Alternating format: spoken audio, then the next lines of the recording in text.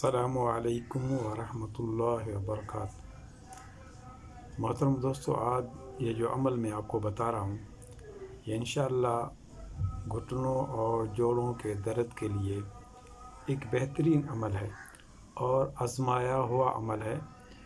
جو بھی دوست احباب اس عمل کو مکمل کرے گا انشاءاللہ زندگی بھر اس کو یہ درد دوبارہ نہیں ہوگا انشاءاللہ۔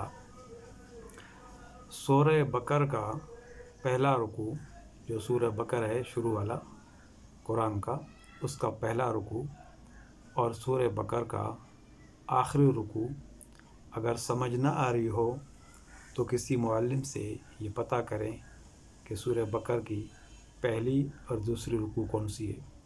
دونوں کو 3 بار پڑھنا ہے۔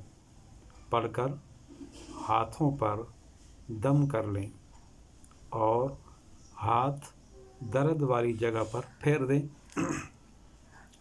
یا زیتون کے تیل پر دم کر کے وہ تیل گھٹنوں پر درد والی جگہوں پر مالش کریں یا پانی پر دم کر کے وہ پانی پئیں۔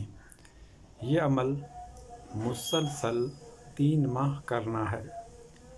خود پڑھے لکھے نہ ہوں تو یہ عمل کسی محرم سے کروائیں۔